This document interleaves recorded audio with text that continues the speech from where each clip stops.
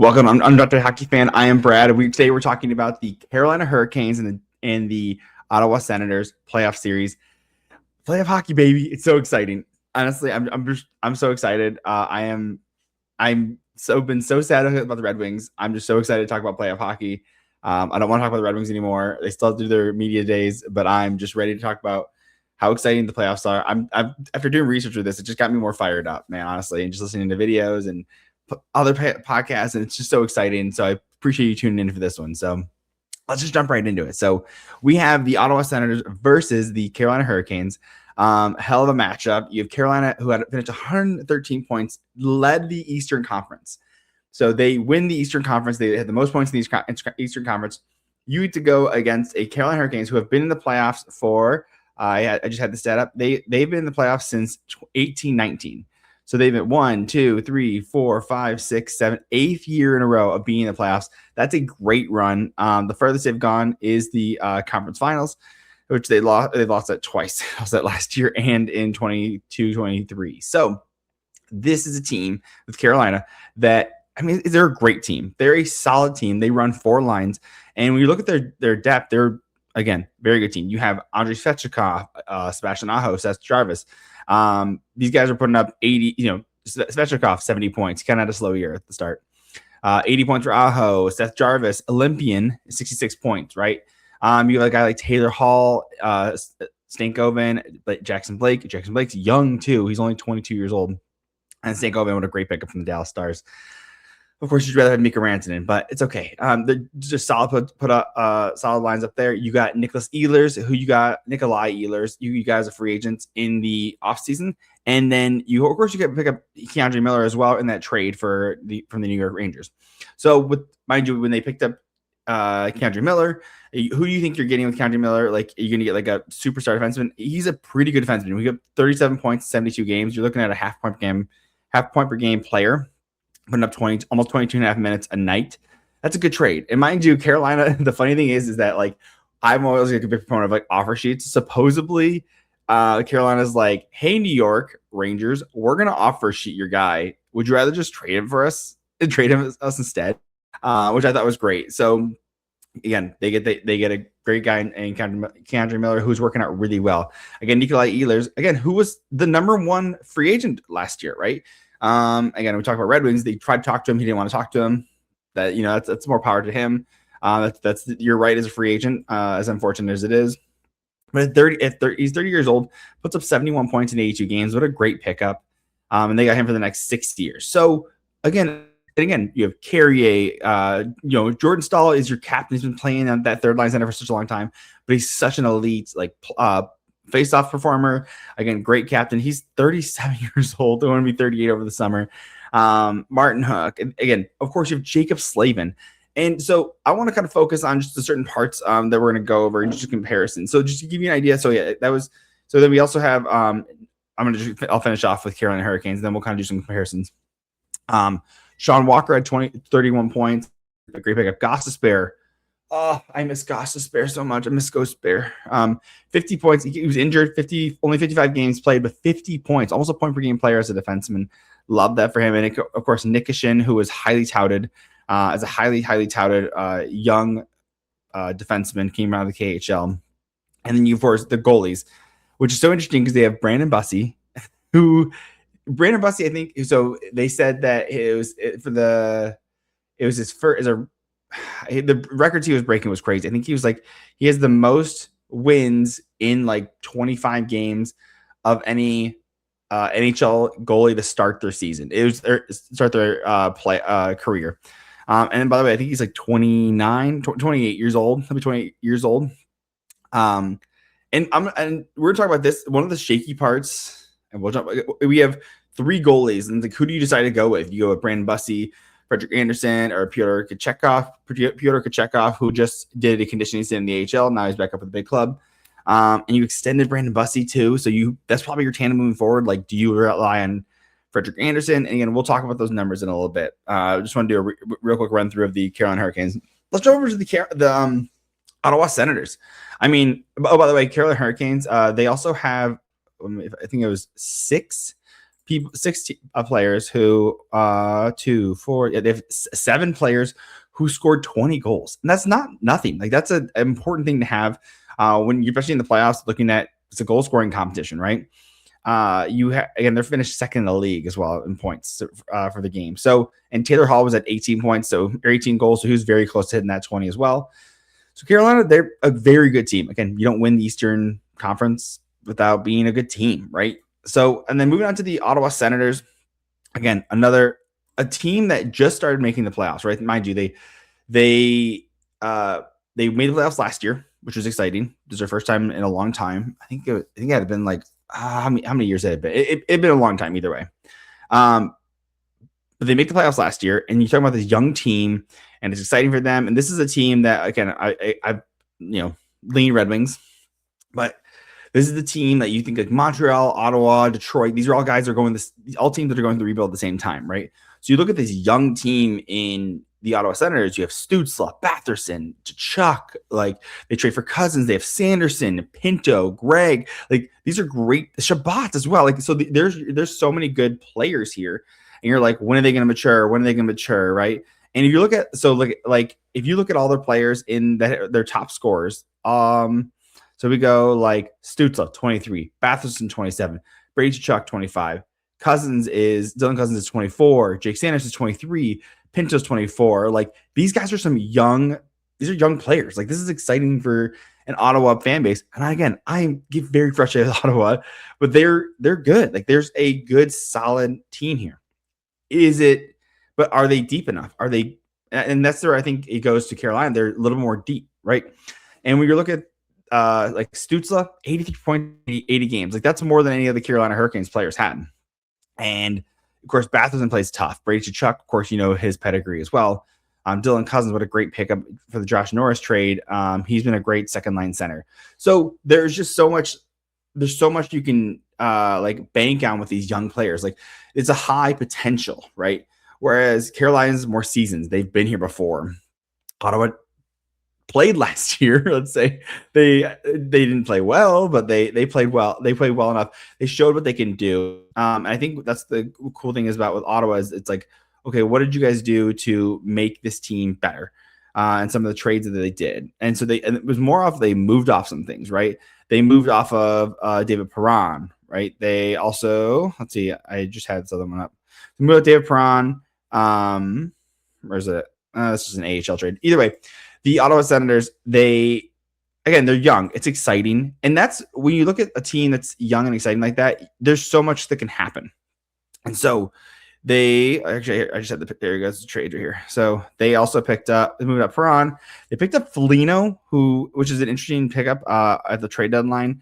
Looking at his stats, pulling him up. Only 8 points in 21 games. Again, he's a 30-year-old, right? You're not looking to get like much out of him, squeeze much out of him. Nothing too crazy in that sense, but like that's okay. Like that's not a bad thing. So when the Ottawa Senators, I think the higher end is there because you look at a guy like Stützle. Can be a high performance player. He dives a bit, but he can play high caliber. You've seen Brady Tkachuk and you've seen his brother Matthew Tkachuk. Matthew Tkachuk, of course, been in the Stanley Cup 3 times, won twice, and so you look at who's also knocked out the Carolina Hurricanes. It's been the Florida Panthers. They've gone against them several times, and Matthew Tkachuk, of course, is not in the playoffs this year. So who's going to be going to the games is Matthew's going to be like, yo, hey, Brady, make sure you do this person, right? Or this guy's bum ankle, right? Or this guy's like, there's certain ways you can strategize with them, right? And of course, you're not going to overtalk the coach or anything, but it's been a huge revelation, especially with the Ottawa Senators. And if you look at the projection of their season, they were below 500 for a very long time of the season. And so they really had they started to really pick up. Looking at, let's see, I'll pull it up right here. They were just started to go above 500 right around the trade deadline. March 7th, they just were over 500 on their win percentages, right? And they rode that to the end and did a great job. And so when you're looking at, with the Senators, what's their strengths? Again, you have your aggressiveness. You have the guys, again, like we talked about the offensive group, right? But look at Jake Sanderson, 54 points, 67 games. A little bit injured. He's going to be back for the playoffs, but It's very exciting for him. He is the workhorse on that blue line, right? They trade for Jordan Spence from the LA Kings. That was a phenomenal pickup. 31 points, 73 games. It was cost like a third and like a 6th round pick. It was stupid for a 25-year-old young right-handed defenseman. And then you have your goaltending, right? And who has been hot is Linus Ullmark. You've seen him be a Vezina caliber goalie. And then they have James Reimer. So, and of course, Levi Merlainen, but he's your future. He's not the now. So what's going to really rely on Ottawa Senators is getting good goaltending, because that's one of the reasons they weren't good. Like, everything around this team was good besides goaltending. And we talked about that with Linus Ullmark. He's even talked about how he didn't have even at training camp, he said he was having a hard time mentally, and he's really got it together. He really got together at the end of that. Still not great save percentages when it came to the team. To the season, still a low or a negative goals saved above expected. So he let in more goals than expected. And so with this matchup, like, you look at it and how do they match up together? So I got some of the stats here that we can jump right into. So when it comes to with the playoffs, you're not going to see as many penalties, because they just don't want to. They don't want to sway the game one way or other. And at least, watch it. If Carolina gets 2 penalty or power plays, Ottawa's going to get 2 power plays. So relying on those kind of numbers isn't like the most thing, the thing you can rely on the most. But I'm going to go over those real quick just to show you how, like, not far apart they are in some things and how far apart they really are on other things. So in the power play, 24% for Ottawa, they were 8th in the league. And then Carolina was 4th in the league. So they're not too different from in power play percent, like scoring on the power play. When it came to PK, that was a bigger difference, right? Carolina, 11th in the league, 29th for Ottawa. That is brutal, right? So, and that goes back to goaltending. So can you rely on the goaltending to hold you accountable or hold your team in it, right? Because you're already down a player on the penalty kill. So you have to rely on that goaltending. Save percentage, neither team had a great save percentage. And that's kind of where I think the crux of who's going to take this series is going to be really reliant on goaltending. Ottawa finished with 29th save percentage in the league. Carolina was 26. Just both garbage. Really, that's not good. That's not. I think that's going to be the sticking point, and that's going to be the determining factor of either of these teams going far. Looking at goals against, so you were letting goals in, and this is the interesting part: is the save percentages were terrible, but your goals against, Ottawa was only 13th. Like, so they were middle in that case, and Carolina only let in the 5th amount of goals. Like, so this is where I think this is the strategy, and this is kind of the numbers. When I'm, you're hearing these numbers, I'm telling you about save percentages, I'm telling you about goals against. Like, both are garbage in save percentages, but they're decent at not letting goals in. This is where you talk about how great the defense is. You have guys that are laying the body on the line, people that are making the blocks, right? So there's not a ton of shots getting on net, but when they do, there's if you let 3 goals in on 30 shots, you have a 900 save percentage, right? If you let 3 goals in on 20 shots, I mean, your save percentage goes to garbage, right? It's still the same number of goals, but there's not many shots going through. And that's where I think the Hurricanes thrive in that case, is that they're really going to block a ton of shots. Again, and similar with now Ottawa, like, you have guys like Jake Sanderson coming back. And you have some young guys. The defense is like decent, but I think that when it comes to the depth of the defensemen, you have the Carolina Hurricanes looking a little bit better. And both teams, by the way, block a lot of shots, right? They both were, and again, going on like I was just talking about, Carolina had the least number of shots against. So they got of the shots taken. They let the few get to the net. So again, you're not getting shot on as much. So ones that do go in, it's more rare that you're not getting as many shots on goal. They were first. Carolina or Ottawa wasn't far behind. They were 3rd, right? So neither team is letting a lot of shots in. So it's going to be, I think whoever comes out of this series is going to be banged up, because they're going to have somebody like doing in such a rough and tumble. Like, Carolina doesn't, back down, but Ottawa Senators are absolutely a heavy hitting team. So we're going to be really curious on how that works out. Shots on goal. Both these teams shoot a ton on goal. Again, we just talked about it. They don't let a lot of shots on net. They shoot a ton. Carolina was 2nd in shots in the league. Ottawa was 9th. So just pumping. If you're gonna bet the over on shots, this is going to be so many shots. Guys are going to walk out with bruises. Hopefully, one of these teams win in 4 to 5 games, because if it goes 7, they're going to be limping into the second round. Whoever wins, and then going on 5-on-5 goals. So this is what I want to really prioritize. So 5-on-5 goals is a goal that is not scored on the power play or penalty kill or whenever you have an extra guy. And so with 5-on-5 goals, that is in my opinion, one of the highest priorities when it comes to winning in the playoffs, because again, you're not going to get a ton of power plays. You're not going to get a ton of penalty kills. Like, you're not going to be short-handed a lot. It's just, or you're not going to have the upper hand a ton. So I think it's important to see that you have guys who can score on a goalie, like on and having a guy on them, like at all times, right? You're not going to find those extra openings. So Carolina, they scored the second most 5-on-5 goals. Again, that's a huge that's huge for them. They're only behind the Colorado Avalanche in that case. And Ottawa Senators weren't terribly far behind. They were 8th. So when you need to score 5-on-5. Those are the most important things is can you, and then we saw that with, again, there's plenty of teams that didn't make the playoffs because they couldn't score 5-on-5. They rely so heavily on power plays and penalty kills. Look at the Colorado Avalanche. Their power play was terrible, but they still scored the most 5-on-5 goals, because that just shows the skill that you're up against, right? If you can score more power play goals or more 5-on-5 goals than the other teams, it means that your talent's just better, or your goaltending is just that much worse, right? But overall, in my opinion, it's if you're able to score those goals, if I have a guy on me and every one of my other players on my team has another guy on them, like, it just shows that you can either get the other team to break down and you get those goals in, and just, again, get ahead. So these are some of the big ones that I wanted to highlight and everything. And so to me, when you're looking at, again, I lean, and I recognize my bias is I get so excited about some young teams, right? This is exciting. And I also look at like high end talent as well as one of those ones that is why I'm so excited for the Sharks with Celebrini, right?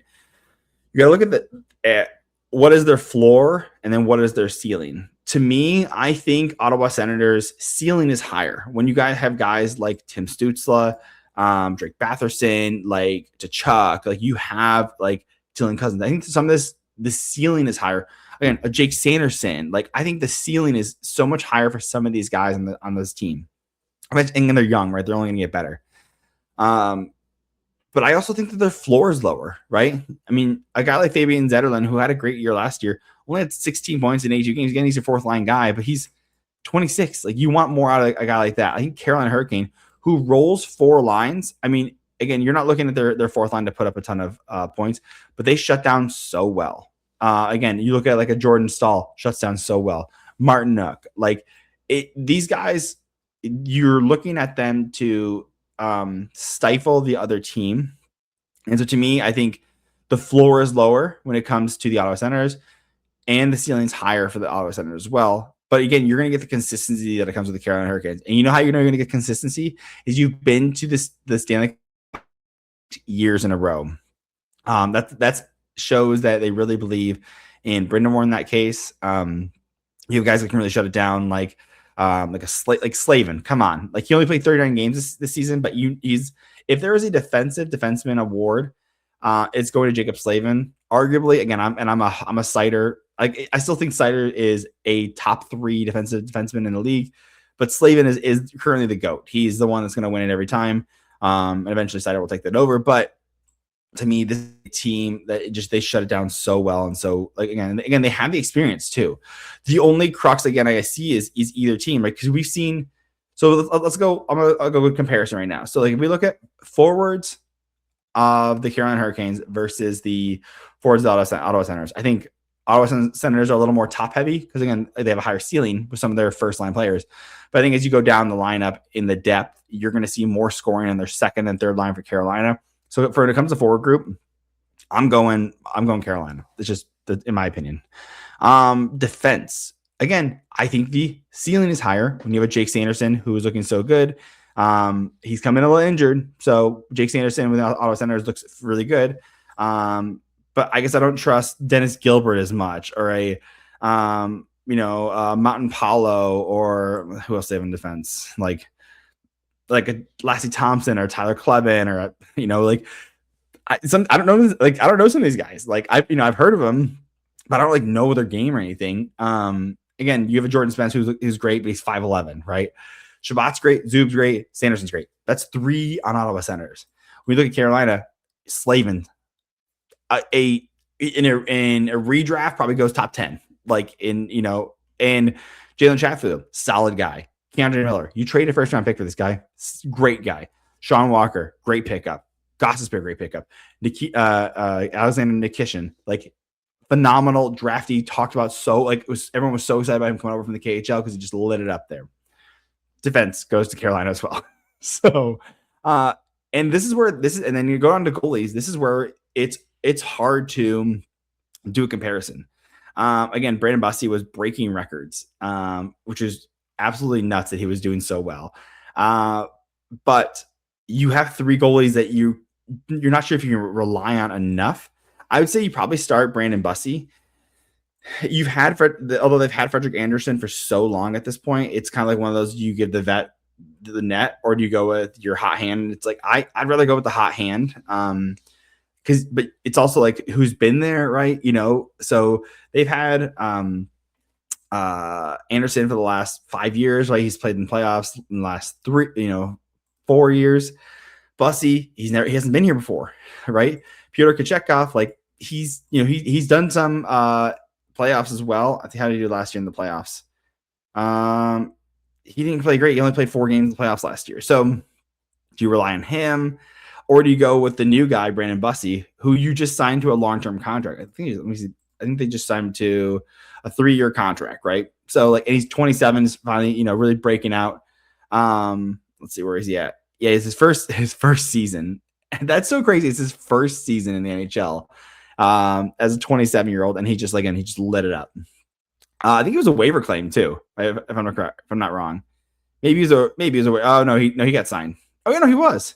He was signed by the Florida Panthers waivers, and then Carolina picked him up, and he's just been a rock star for them. So that's hilarious, by the way. That's so funny that Florida beats Carolina so often, and then Florida's like, "Oh, we signed this goalie," and then Carolina's like, "Get the heck out of here! We will take him. We will take him, and he will be our best goalie moving forward." So, but again, going to the Ottawa side, is Ottawa going ceiling, right? We're talking ceiling. You're talking about inexperience. Brandon Bussi is inexperienced, but he's done so well for the start of his career as a 27-year-old. You look at Allmark, who has won Vezina trophies. He's won best goalie in the league. Has he been the best goalie in the league since? Not really. And that's kind of the hard part, is that you look at his goals saved above expected. He let more goals in than he was supposed to, than he was expected to. He gets a big contract, and he's kind of just, last year he had a great year though.